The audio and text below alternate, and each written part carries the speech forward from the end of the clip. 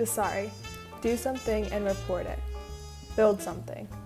Wind, the power of nature, by Margaret Kaufman, BBE 2201, summer 2018. In order to get hands-on experience and dig deeper into the power of wind, I built a wind turbine and reported on the history and statistics of wind energy nationally and globally. When I hear someone refer to wind energy, I automatically think of the fields of wind turbines lining the drive to my grandma's house. When I was little, my siblings and I used to know that we were getting close to her house when we started to see all of the wind turbines lining the fields. Wind energy, however, has been around for a lot longer than just a few years ago when I was a kid. According to the Wind Energy Foundation, over 7,000 years ago, wind was being used to propel boats along the Nile River.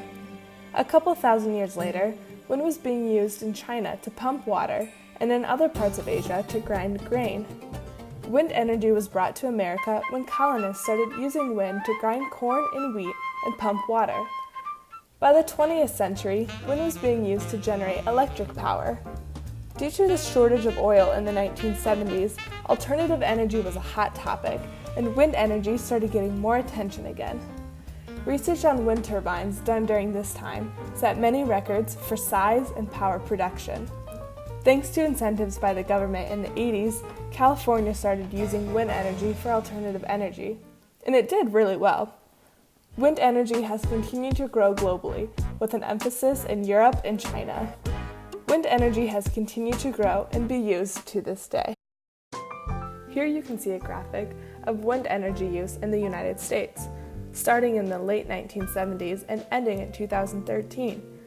You can see the first wind energy plant in California, and then by the 2000s, wind energy has grown across the entire U.S., even in Hawaii and Alaska. By 2013, there were 833 wind farms in the U.S. with enough power to power 15 million homes.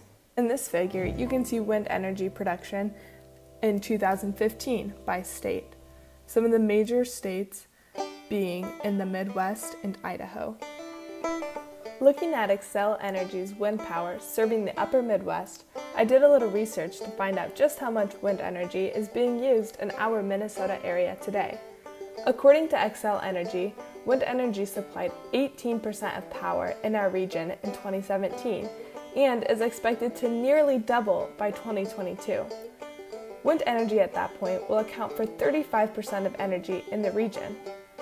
In Iowa in 2015, over 30% of the state's energy came from wind energy, setting a new record. According to Tom Kernan, CEO of the American Wind Association, America as a whole is expected to get about 20% of their total energy from wind by the year 2030.